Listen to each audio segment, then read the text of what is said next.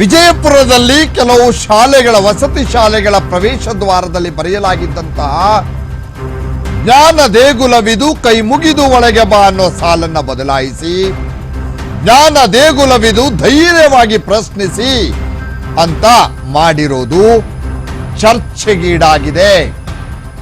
ಕುವೆಂಪು ಪ್ರೇರಿತ ಸಾಲಿಗೆ ಕೊಕ್ಕೆ ಬಿದ್ದಿದೆ.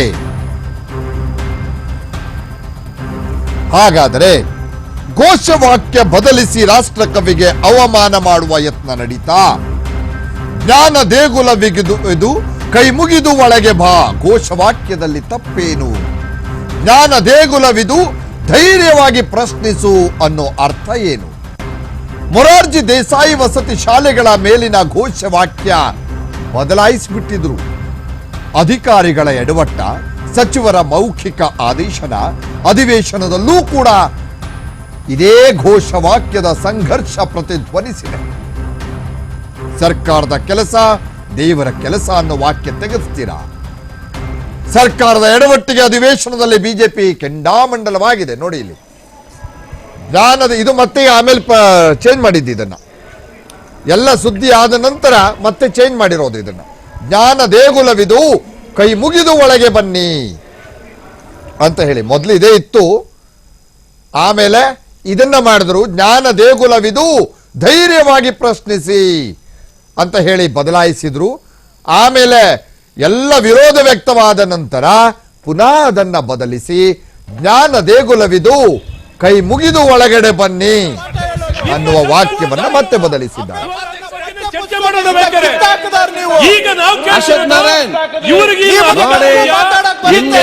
ಬರೇ ಇದನ್ನು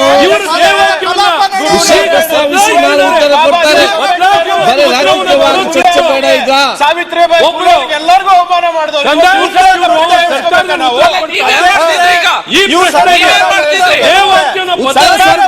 ನೀವು ವಿಷಯ ಪ್ರಸ್ತಾಪ ಮಾಡಿದ್ದೀರಿ, ಸರ್ಕಾರ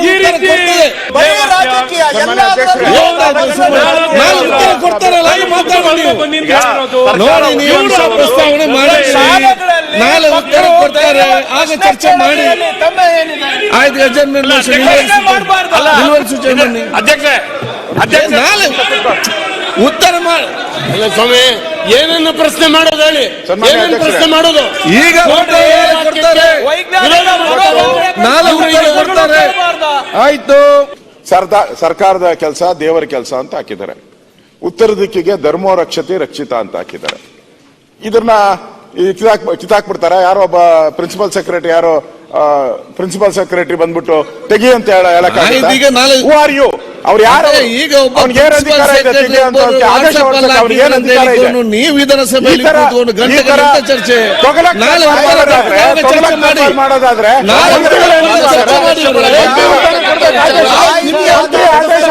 ಉತ್ತರ ಚರ್ಚೆ ಮಾಡಿ.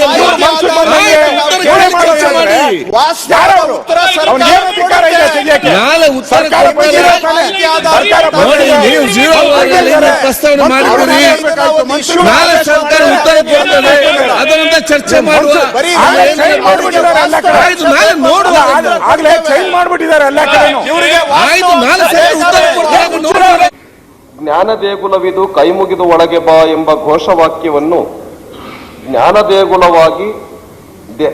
ದೇಗುಲವಿದು ಧೈರ್ಯವಾಗಿ ಪ್ರಶ್ನಿಸಿ ಎಂಬುದಾಗಿ ಬದಲಾಯಿಸುತ್ತಿರುವ ಬಗ್ಗೆ ಪತ್ರಿಕಾ ಮಾಧ್ಯಮದಲ್ಲಿ ಪ್ರಸಾರವಾಗಿದ್ದು, ಈ ರೀತಿಯ ಬದಲಾವಣೆಯು ನಮ್ಮ ಪರಂಪರೆ, ಇತಿಹಾಸ ಹಾಗೂ ಶಿಕ್ಷಣಕ್ಕೆ ನಮ್ಮ ಸಮಾಜವು ನೀಡುತ್ತಿರುವ ಪ್ರಾಮುಖ್ಯತೆಯನ್ನು ಕಡಿಮೆ ಮಾಡುವ ಪ್ರಯತ್ನವಾಗಿದೆ.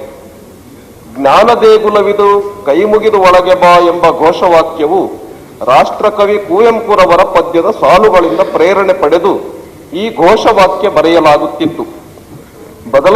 ಬದಲಾಗಿಸುತ್ತಿರುವ ಘೋಷವಾಕ್ಯವು ಯಾರ ಪ್ರೇರಣೆಯಿಂದ ಎಂಬುದು ತಿಳಿಯಬೇಕಾಗಿದೆ. ಈ ಘೋಷವಾಕ್ಯ ಬದಲಾವಣೆಯು ರಾಷ್ಟ್ರಕವಿ ಕುವೆಂಪುರವರಿಗೆ ಮಾಡುತ್ತಿರುವ ಅಪಮಾನವಾಗಿದೆ. ಈ ಬದಲಾವಣೆಗೆ ಉತ್ತರ ಕರ್ನಾಟಕದ ಸಮಾಜ ಕಲ್ಯಾಣ ಇಲಾಖೆಯ ಅಧಿಕಾರಿಗಳು ಸೂಚನೆ ನೀಡಿರುವುದು ದುರದೃಷ್ಟಕರ.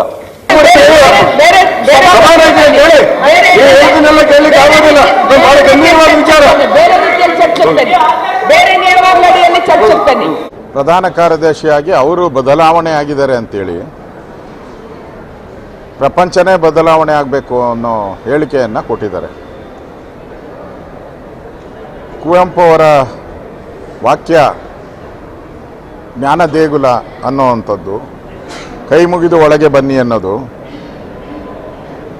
ಅದೊಂದು ಭಾರತೀಯ ಸಂಸ್ಕೃತಿ, ಭಾರತದ ಪರಂಪರೆಯನ್ನು ಎತ್ತಿಡಿಯುವಂಥದ್ದು. ನೀವು ಕನ್ಯಾಕುಮಾರಿಯಿಂದ ಕಾಶ್ಮೀರದವರೆಗೂ ಹೋದರೂ ಕೂಡ ಎಲ್ಲ ಕಡೆನೂ ಇದನ್ನು ಜ್ಞಾನ ದೇಗುಲ ಅಂತ ಹೇಳ್ತಾರೆ. ದೇವಸ್ಥಾನ, ಶಾಲೆ ಒಂದು ದೇವಸ್ಥಾನ ಅಂತ, ಕಲಿಯೋದಕ್ಕೆ ದೇವಸ್ಥಾನ ಅಂತ. ಇವರು ಪ್ರಶ್ನಿಸಿ, ಧೈರ್ಯದಿಂದ ಪ್ರಶ್ನಿಸಿ ಅಂದರೆ ಪ್ರಶ್ನೆ ಮಾಡೋದೆಲ್ಲಿ? ಪ್ರಶ್ನೆನ ಮೇಷ್ಟ್ರುಗಳ ಹತ್ರ ಮಾಡಬೇಕು.